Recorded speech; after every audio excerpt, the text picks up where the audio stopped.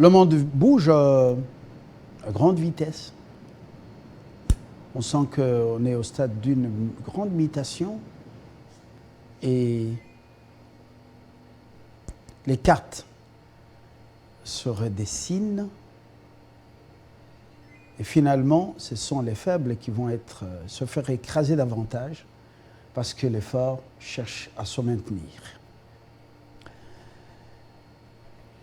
Nous allons nous rendre dans l'est du Congo avec l'avancée des patriotes. Pourquoi cette agitation dans les milieux des grandes puissances? Est-ce que finalement les masques sont tombés? Nous réfléchissons à haute voix avec un invité ce matin. Bruno Caïma, bonjour. Bonjour Fabien. Vous êtes expert en relations internationales et interculturelles. Mais je commence par ce que le sujet auquel on ne s'intéresse pas beaucoup à Kinshasa, les réformes qui sont initiées au sein de l'Église universelle, l'Église catholique. Avec l'introduction de beaucoup de choses. Apparemment, on sent que celui qui est aux affaires maintenant au Vatican, c'est un jésuite, le pape François. On sent que beaucoup de choses sont en train d'être bousculées au sein de l'Église universelle. La famille, elle est déjà très secouée en Europe et dans l'outre-Atlantique. Apparemment, même en Afrique, on veut dénaturer la famille pour pouvoir bien asseoir un nouvel ordre mondial qui va mener l'humanité vers sa dérive ou bien sa destinée de la décadence. Est-ce que c'est votre regard? C'est juste une fausse entrain? Oui Fabien, merci pour cette question. Sincèrement, il y a quelque chose de très important qui est en train de se passer au Vatican maintenant, que malheureusement les sociétés comme les nôtres ne s'y intéressent pas trop. L'Église catholique, c'est cette institution qui a formaté le monde. Donc la plupart des structures d'éducation en Europe, en Amérique, en Asie, ont été pensées et faits par l'Église catholique. On est pendant une période de réforme, et cette réforme qui a été initiée par le pape actuel, qui lui dit qu'il faut que l'Église puisse s'adapter. Et parmi les aspects de réforme, ce que moi je le savais déjà, j'étais déjà informé, il y a la question de la prêtrise des femmes. Et donc on est en train de discuter. Il y a le pape actuel, il est pour la consécration des femmes comme, femmes comme prêtresses. Bien évidemment. Il y a la question du mariage de prêtres. Et donc ça, ce n'est pas un tabou. D'ici là, je suis moi-même très convaincu qu'à la fin, parmi les premières déclarations qui seront faites de manière ouverte et publique, tout le monde est d'accord. Ça ne crée pas trop de débats. Il faut que les prêtres se marient. Mais les questions qui créent le débat, c'est le fait d'accepter les lesbiennes, les homosexuels, comme membres à part entière au niveau des églises. Donc le mariage pour tous, il doit être accepté. Donc là, il y a un certain conservatisme côté Afrique, côté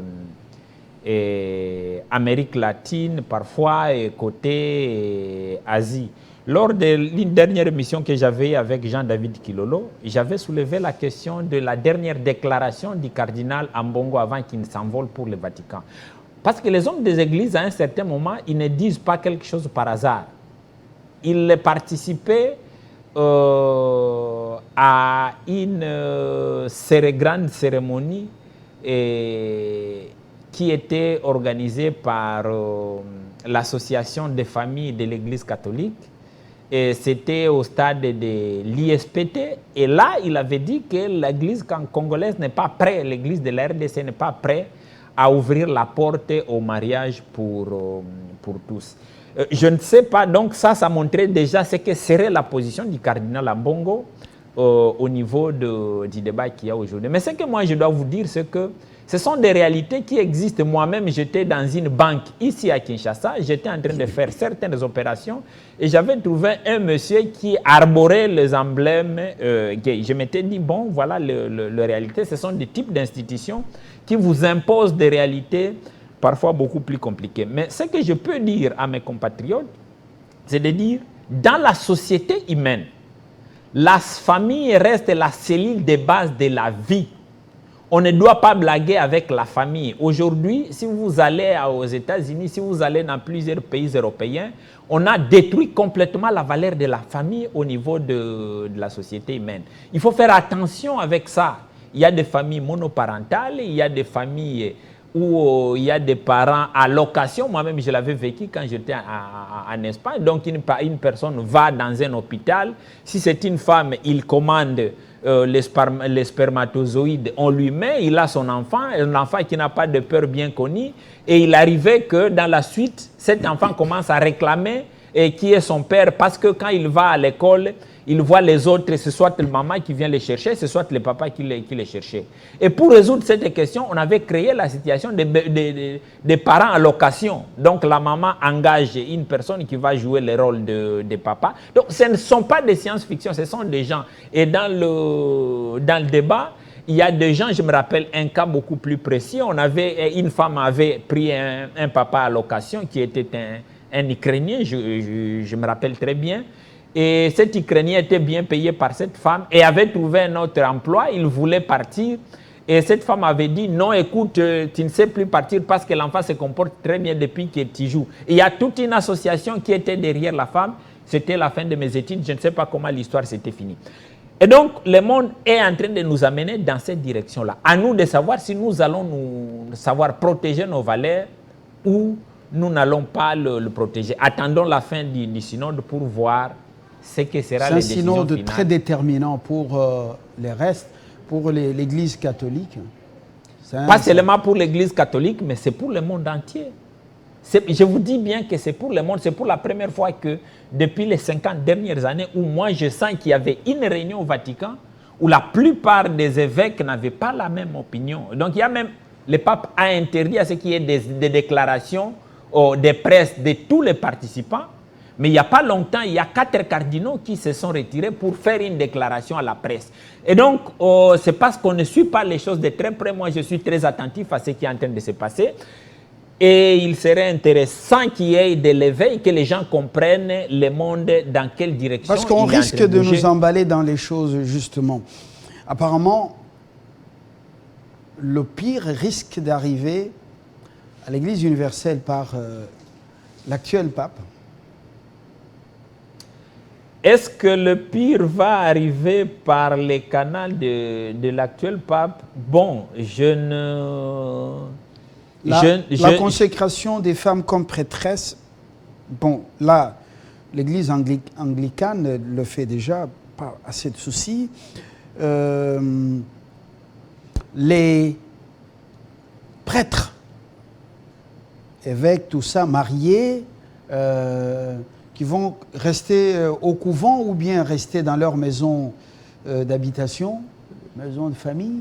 On va gérer les questions. Voilà. Là, c'est discutable, mais l'affaire de lesbiennes et de hommes-hommes, femmes-femmes, et puis voilà, jusque-là, il n'y a aucune église qui maudit ces fameux couples. Jusque-là. Bien, Fabien, il y a une chose. Jusque-là, il n'y a aucune église. Nous parlons de l'église universelle, l'église catholique. Jusque-là, il n'y a aucune paroisse qui a reçu... Non, ce sont des faits.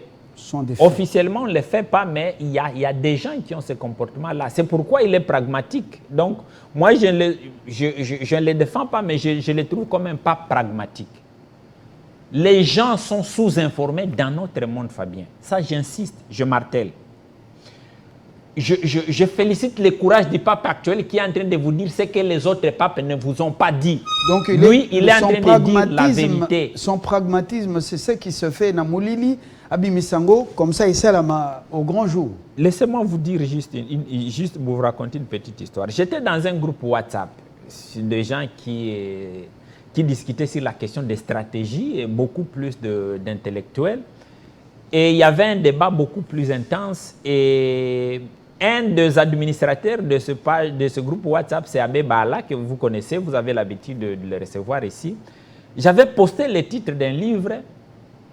Il avait rapidement, j'ai beaucoup plus d'estime envers lui, je continue à garder de l'estime envers lui. Il avait retiré ses livres dans le groupe WhatsApp. Pourquoi? Il avait compris pourquoi il l'avait fait. C'est un homme extrêmement intelligent, j'ai beaucoup plus de respect, c'est mon vieux. Et selon vous, quelle est la raison pour laquelle il avait retiré votre Parce qu'il livre? avait compris qu'à un certain niveau, notre société, il y a des vérités que les gens ne savent pas avaler, ne veulent pas comprendre. Les vérités sont là. À un certain moment, il y a certaines personnes de bonne foi, comme le pape actuel, il est de bonne foi. Il prend, au lieu de continuer à cacher les réalités, il les met sur table. C'est ce qu'il est en train de faire. Mais les gens ne veulent pas accepter les légaliser. Il veut faire légaliser les antivaleurs à l'Église. Bon, je ne vais pas arriver à ce niveau, mais laissez-moi aussi vous dire, par exemple, autre chose, même de l'Église catholique. Quand je suis parti étudier en Espagne, en Europe, on m'avait invité voir un film. Après le film, j'étais bouleversé. Je ne vais pas parler de ça de manière beaucoup plus détaillée. J'étais bouleversé et le fait s'est passé à Paris. Vous arrivez à Paris, dans la capitale parisienne, il y a une paroisse qui s'appelle la paroisse de la Madeleine. À côté de Bercy, vous allez là-bas, vous allez voir la paroisse. Si vous vous renseignez sur l'histoire de cette paroisse, moi j'ai passé les 4 fois que je suis parti à Paris, je n'ai jamais eu le temps d'aller visiter Tour Eiffel. J'étais sur les traces de comprendre ce que j'avais appris à Bilbao, mais il y a certaines vérités qui sont là. Vous ne voulez pas les voir, vous ne voulez pas les accepter. Mais le pape actuel, le travail qu'il est en train de faire, c'est de commencer à expliquer de manière claire.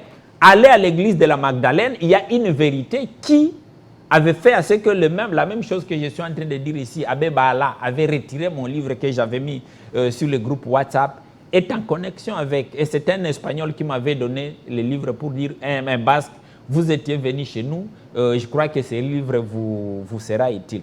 Donc nous vivons dans un monde où, par exemple, les Africains, tout ce que nous sommes en train de condamner, tout ce que nous sommes en train de crier, c'est peut-être parce que nous sommes ignorants sur certaines questions essentielles de l'histoire.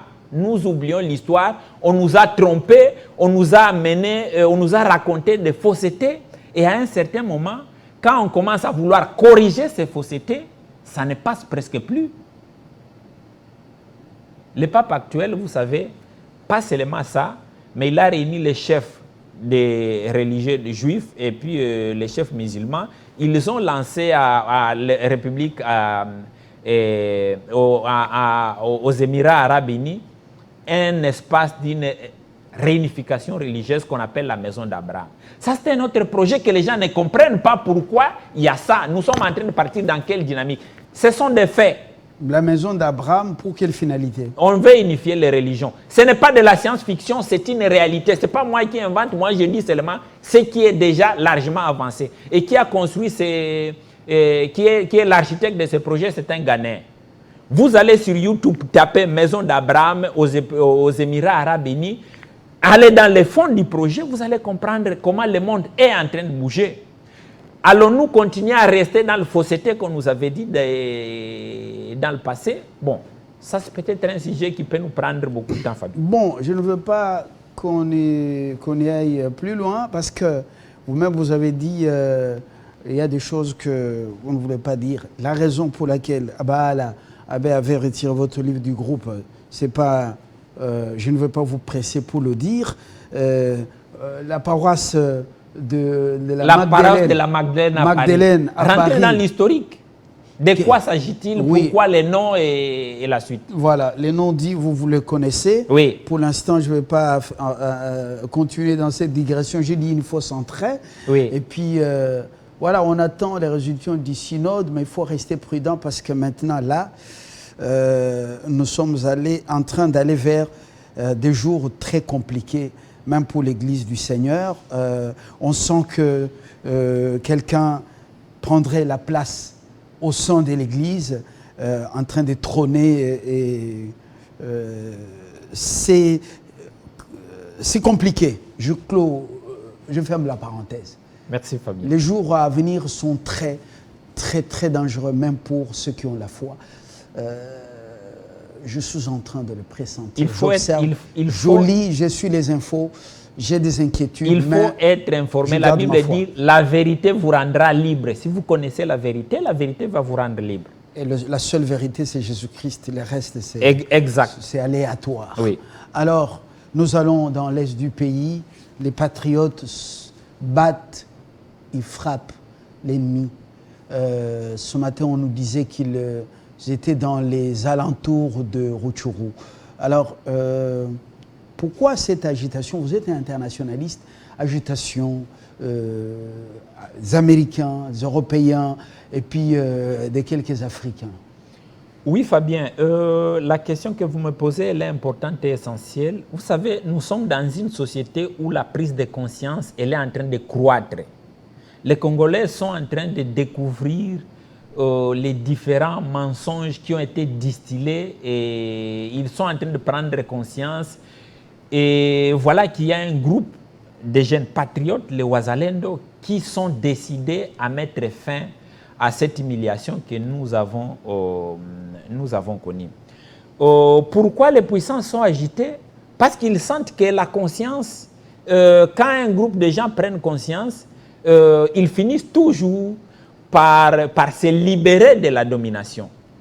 Vous savez, quand on nous parle, par exemple, du système d'apartheid, quand on nous parle des systèmes ségrégationnistes qui s'étaient passés au niveau des États-Unis, quand on nous parle même de la colonisation, ce qu'on a tendance à oublier, ce qu'on ne veut jamais nous enseigner, ou ce qu'on veut que nous puissions croire, c'est par exemple pour le cas de l'Afrique d'ici, qu'il n'y a eu que Mandela qui a réussi à travailler et à parler avec les Britanniques, et les Britanniques, quoi ça, le blanc, ont mis fin à l'apartheid parce qu'il y avait les simples dialogues pacifiques. Non, c'est faux.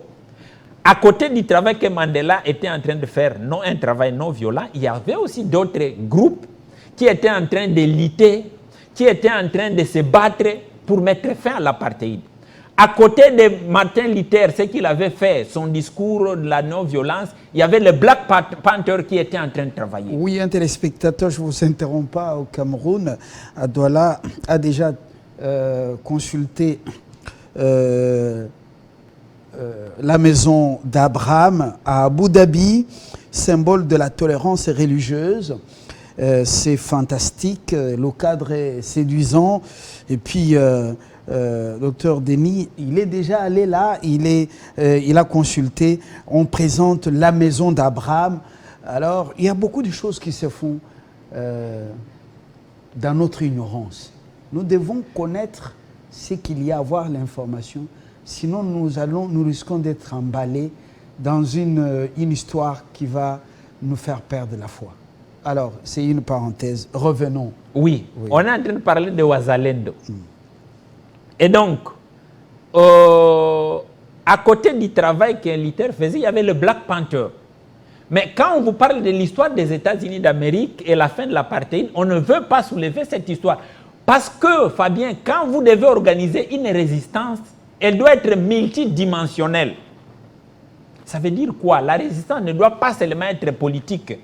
Sur le plan politique, on s'oppose à ce que le Rwanda est en train de faire. Sur le plan politique, on s'oppose à ce que les Américains sont en train de faire. Donc là, nous sommes dans une dynamique où il y a des gens qui, sur le plan politique, s'opposent à l'occupation rwandaise, s'opposent à la domination américaine.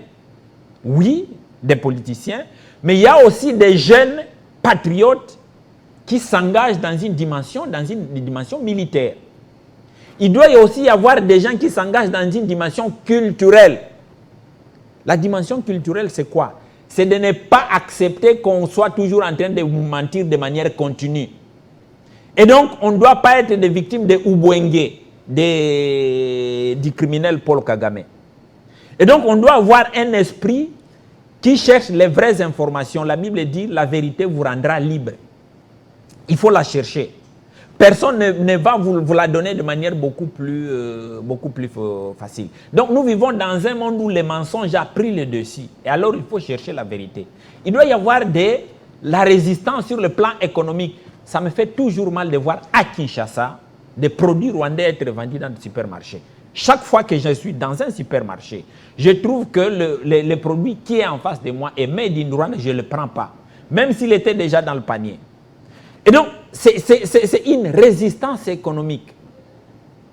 Et quand vous voyez la Deuxième Guerre mondiale, les Français avaient fait ça. Quand vous voyez ce qui est en train de se passer en Israël aujourd'hui, les Juifs, ils sont en train de le faire.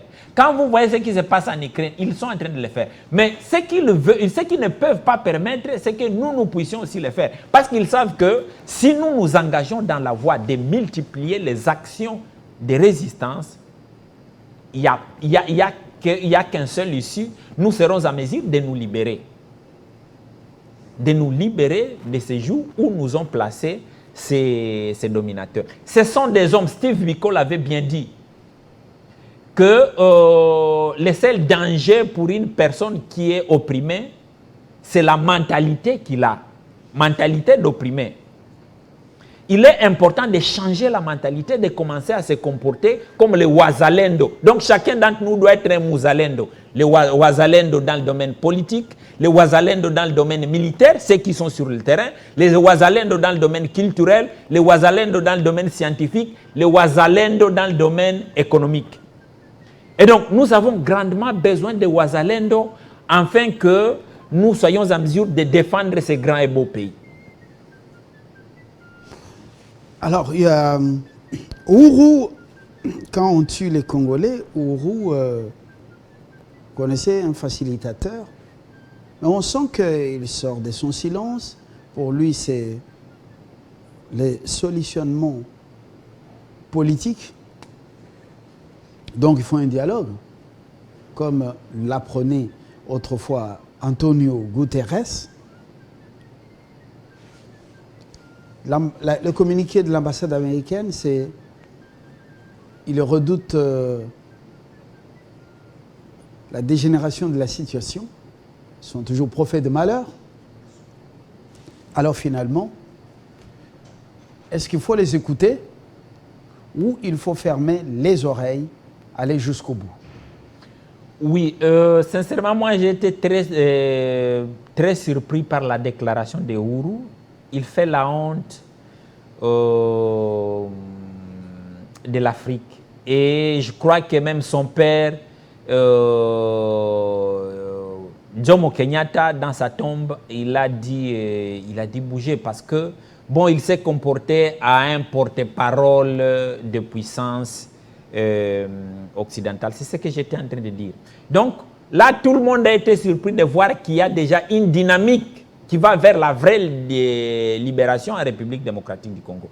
D'abord, la résistance culturelle, elle est déjà présente. La plupart des gens à l'Est, j'y étais, j'ai l'habitude d'y aller,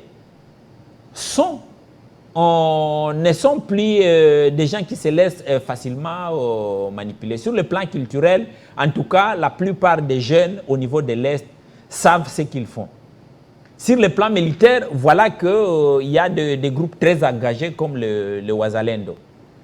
Sur le plan économique, il y a un problème de produits de nos agresseurs qui ne passent plus. Et alors, l'ONI, Ourou et les autres, ils sentent, ils comprennent que la République démocratique du Congo est debout sur une bonne direction. Et comme ils veulent maintenir le pays dans le chaos afin de continuer à l'exploiter, ils ne peuvent que dire des bêtises comme ça, de dire il n'y a pas d'issue sur le plan. Normalement, si on était dans un pays beaucoup plus responsable, où, c'est pratiquement mon point de vue, l'ambassadeur même des États-Unis allait être interpellé quelque part pour dire, elle ne doit pas se mêler des histoires internes. Ça, c'est une honte parce que l'attitude qu'ils viennent de prendre vis-à-vis de Wazalendo, ce n'est pas l'attitude qu'ils prennent vis-à-vis des Juifs. Voyez ce que Benjamin Netanyahu est en train de faire. Il exagère. Mais on ne sait pas demander à Benjamin Netanyahu de ne pas bombarder, de ne pas détruire des villes entières à Gaza, mais on demande à nos Ouazalendo d'arrêter leurs avancées au moment où des criminels rwandais ont occupé notre parti. On continue à donner des armes à Zelensky pour qu'il puisse se défendre. Poutine l'a bien dit, si les Hamas aillent ces armes pour attaquer Israël, la plupart de ces armes sont venues d'Ukraine. Donc vous voyez, on est devant une les puissance... armes destinées à l'Ukraine se retrouvent à Gaza. Exactement. Comment, par quelle magie? Oui, mais qu'est-ce que vous voulez, Fabien? Donc c'est une... Le gouvernement ukrainien montée. est constitué par des mafieux. Zelensky, quelque part, c'est un chef d'une mafia. Sa femme a été attrapée dans une histoire de, c'est pas moi, d'achat de maison à Paris. Ses enfants sont impliqués, les membres de sa famille sont impliqués dans plusieurs affaires. Les observateurs avertis savaient que les collaborateurs de Zelensky, comme la plupart sont des gens qui sont impliqués dans la mafia, ils arrivaient jusqu'à ce niveau-là. Et donc, la plupart de ces armes, mes amis, Netanyahou lui-même était en train de le dire. Et donc, on est en train de vivre les conséquences du comportement des Américains au niveau de l'Ukraine. Mais on ne sait pas demander à ceux-là de ne pas avancer. On veut nous dire, nous les subissons aussi après l'assassinat de Kadhafi, qui avait suffisamment d'armes, qui s'était équipé en armes, équipé son pays. Et ces armes, aujourd'hui, entre les mains des terroristes, les terroristes qu'on a fabriqués, et qui sèment terreur, désolation dans le Sahel. Alors, je comprends que les fabricateurs ou les fabricants des monstres terroristes sont eux-mêmes ceux qui les combattent. Effectivement. Le premier, dans la logique la plus vraie, le premier État terroriste de notre planète à ce temps, c'est les États-Unis d'Amérique.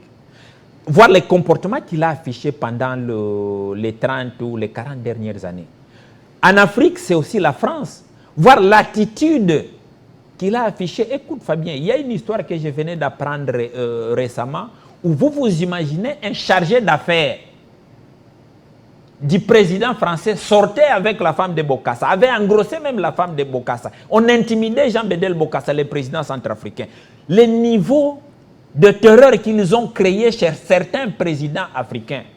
Et des gens comme ça sont parfois des donneurs, les Français sont des donneurs de leçons, ils se prétendent des démocrates, au moment où les actes qu'ils commettent en Afrique sont des actes plus que terroristes. Il y a des mercenaires comme Bob Denard qui sont arrivés même à prendre le pouvoir en Afrique. Jean Scram. Mais quand on lit l'histoire, on ne les considère pas comme des terroristes, on leur donne un nom, c'est pas moi comment. Mais quand nous avons des compatriotes qui sont en train de défendre la nation, qui sont en train de se battre, on brandit même les sanctions. Notre compatriote Bitakwir est sanctionné pour rien. Beaucoup de compatriotes sont sanctionnés inutilement. On ne doit pas continuer à se laisser emballer dans cette logique-là. Il n'y a que nous qui allons défendre ce pays. Et donc, continuons à nous battre. Chacun doit être un Mouzalendo partout où il se trouve. Et je crois qu'il n'y a que de cette façon-là que nous serons en mesure de nous libérer du joug de ceux qui veulent nous maintenir toujours sous la domination. Vous maintenir sous la domination, manipulation, en vous imposant par moments des dirigeants selon leur modèle, leur volonté. Si vous faites le contraire, vont chercher à vous déstabiliser davantage. Voilà ce qu'ils sont en train de tramer contre le Niger, contre le Mali et le Burkina Faso. Nous avons notre mental, c'est par moments, lorsqu'on se bat après une victoire, c'est fini, ça coule douce et puis on oublie. Mais eux, ils persévèrent. Comment faire pour que cette école nous donne une formation solide, continuer à résister, nous apprenne à être constants. Continuer à résister, travailler pour éveiller la conscience des gens et continuer à poser des actions qui sont extrêmement importantes. Quand j'étais dernièrement en Espagne, j'ai échangé avec un collègue italien qui me posait la question de dire pourquoi l'Afrique n'a pas été trop frappée par le Covid. Je lui ai donné une réponse. On avait compris que l'OMS n'avait plus de solutions à donner. On s'est tourné vers la médecine traditionnelle. On a beaucoup échangé sur cette question. Je m'étais même rappelé des émissions que l'on faisait ici en pleine crise Covid. Et Fabien, le travail que nous faisons, le travail que vous faites, le travail que cette télévision est en train de faire, c'est un travail qui paye. Donc, on ne doit pas baisser les bras, on doit continuer à mobiliser les gens, on doit continuer à sensibiliser les gens, on doit continuer à éduquer la population afin de dire il n'y a que les Congolais qui seront en mesure de défendre ce grand et beau pays. Merci Bruno Kay-Moi, merci d'être venu. C'est le clou de cet échange matinal. C'est aussi l'occasion pour nous de vous dire merci de nous avoir donné votre temps depuis 7 heures, demi-heure de Kinshasa.